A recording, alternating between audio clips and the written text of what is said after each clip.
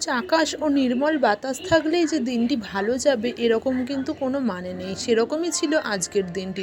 ঘুম থেকে উঠেই যে এত খারাপ একটা খবর পাবো আমি নিজেও ভাবতে পারিনি। ঘুম থেকে উঠতেই এলো নবদ্বীপ থেকে ফোন। আমার শ্বশুর বাপের বাড়ি নবদ্বীপ, সেখান থেকে ফোন এলো, শুনলাম যে আমার বাবা অসুস্থ। মাথায় আকাশ ভেঙে পড়ার মতো, যে কি এমন হলো, কখন যাব। কিন্তু তাও শ্বশুরবাড়িতে কিছু কর্তব্য থাকে, সেগুলো পালন করে আমি তারপরে আমার বাপের বাড়িতে গেছিলাম বাবাকে দেখার জন্য। তাই সকালবেলা উঠেই ঘুম থেকে উঠেই আগে তাড়াতাড়ি করে আমি ঘর-টর পরিষ্কার করে নিয়ে ঝাঁট দিয়ে স্নান করে ফ্রেশ হয়ে নিয়েছিলাম। তারপর এসেছিল পাড়ায় কাকু মাছ বিক্রি করতে, সেখান থেকে নিয়ে নিয়েছিলাম কিছু রুই মাছ। যেহেতু রান্না-বান্না আছে তাই মাছটা নিয়েছিলাম, খুব ফ্রেশ ও টাটকাই দিয়েছিল। তারপর মাছটা কাকুর কাছ থেকেই কাটিয়ে নিয়েছিলাম। কাটিয়ে নিয়ে সেটা আমি ধুইনি, আমার শাশুড়ি মা ধুয়েছিল। ধুয়ে নিয়ে পরিষ্কার করে মোটামুটি একটা চটজলদি রান্না বসিয়ে দিয়েছিল। এবার রান্না-বান্নাটা ঝটপট করে নিয়েছিল। আর এই যে রান্নার একটুখানি ভিডিও তোমরা দেখতে পাচ্ছ, এটা আমার শাশুড়ি মা একটুখানি অ্যাড করেছিল ফোনটা ধরে। আমার আর সেরকম মুহূর্ত বা ইচ্ছা শখ কোনোটাই ছিল না। মনে হচ্ছিল কখন যেন বাড়িতে যাব। যাদের বাবা আছে আর বাবা দূরে আছে, এরকম অসুস্থ হলে বুঝতেই পারছো মনটা ঠিক কেমন থাকে। আমার পরিস্থিতিও তাই হয়েছিল। আর এই যে মিউ মিউ করছে, এটা আমাদের বাড়ির মিলি। এ আমাদের বাড়িতেই থাকে, আমাদের পোষ্য। খুবই ভালোবাসে, আমরা খেতে টেতে দিই। আমাদের বাড়িতেই বলতে পারো আরও একটা সদস্য। আর এটা হচ্ছে আজকে আমার শাশুড়ি মা রুই মাছের ঝোলটা বানিয়েছিল। চটজলদি মিক্সিতে মশলাগুলো তাড়াতাড়ি করে পেস্ট করে নিয়েছিল, আদা, রসুন, পেঁয়াজ, কাঁচা লঙ্কা। তারপর মাছটা ভেজে আলুটা কষিয়ে নিয়ে ওর মধ্যে সামান্য জল দিয়ে দিয়েছিল। তারপর কিছুক্ষণ ফুটে যাওয়ার পর মাছগুলো দিয়ে দিয়েছিল। তারপর নামিয়ে নিয়েছিল। আর এই তরকারিটা আর একটা সিদ্ধ হয়েছিল আর ভাত হয়েছিল। এই খাবার দাবারটা খেয়ে আমি আর আমার শ্বশুরমশাই ফার্স্টে বেরোনোর কথা ছিল, দিয়ে উনি যেতে পারেননি, আমার হাজব্যান্ডই গেছিলো। তারপর আমরা দুজনা চলে গেছিলাম বেরিয়ে।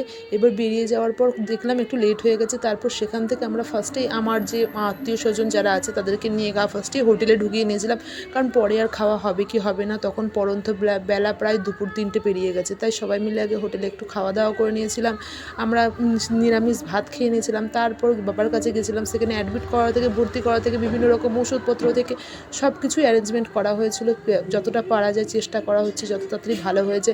তারপর আমি আর আমার হাজব্যান্ড একটু ওষুধের দোকানে চলে এসেছিলাম। আর সেখান থেকে এই ভিডিওটা একটু শ্যুট করা ওর একান্ত ইচ্ছে ছিল না, বাট তাও আমি জোর করাতে ও একটুখানি ভিডিওটা নিয়েছিল। দেন তারপরে ওষুধ টষুধ কিনে আমি আবারও হসপিটালে ফিরে যাই। আমি শক্তিনগর হসপিটালে গেছিলাম, আর সেখানেই আমার বাবা ভর্তি আছে। তো সেখানে যাওয়ার পর দেখলাম যে না, এখন একটু বেটার আছে।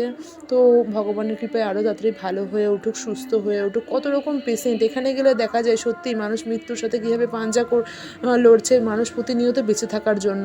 আমরা ভাবি হয়তো আমাদের এই নেই, আমাদের সেই নেই, কিন্তু চারপাশে দেখছি কত মানুষজন। না, সত্যিই তাই, মানুষ কত রকমভাবে বেঁচে আছে। তা সেখান থেকে আমরা অনেকেই ভালো আছি মনে করি। তা বাবাকে দেখে রীতিমতো আমাদের বাড়ি থাকার তাড়া আছে, যেহেতু তোমাদের দাদা ভাইয়ের কালকে মর্নিংয়ে ডিউটি আছে, তাই আমাদের থাকা যাবে না। তাই বাবাকে ওখানে রেখে আমরা চলে এসেছিলাম।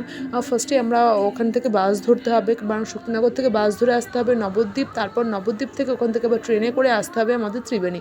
তা সেরকমই আমরা বাসে উঠে পড়েছিলাম। বাসটা সিট ফাঁকা পাবো বলে আমরা ওই বাস স্ট্যান্ডে গিয়েই কৃষ্ণনগর বাস স্ট্যান্ডে থেকে বাসটা ধরেছিলাম। দেন তারপরে আমরা চলে এসেছিলাম নবদ্বীপ। আর নবদ্বীপে আর তেমনভাবে অনেক দিন আসা হয়নি। দেখছিলাম আমার শহর, যেখানে আমার জন্মস্থান, দেখে মনটা ভীষণই ভারাক্রান্ত হয়ে যাচ্ছিল। বাট কিছুই তো করার নেই, বাড়ি ফিরতে হবে, যেহেতু হাজব্যান্ডের কালকে এবার ডিউটি আছে, তো থাকার সব দিকে দায়িত্বটা পালন করতে হবে। তারপর ট্রেনে করে চলে এসেছিলাম বাড়ি। এরকম করেই আজকে সারা দিনটা কাটলো। আশীর্বাদ করে যেন তাড়াতাড়ি বাবা ভালো হয়ে ওঠে, আর যেন তোমাদের সাথে ভালো ভালো আরও মুহূর্ত আমি তোমাদের সাথে শেয়ার করতে পারি। অক্লান্ত পরিশ্রম করে সারাদিনের এইভাবে তাও মুখে হাসি নিয়ে তোমাদের সাথে বলতে হবে বাই, ভালো থেকো সবাই। আজকে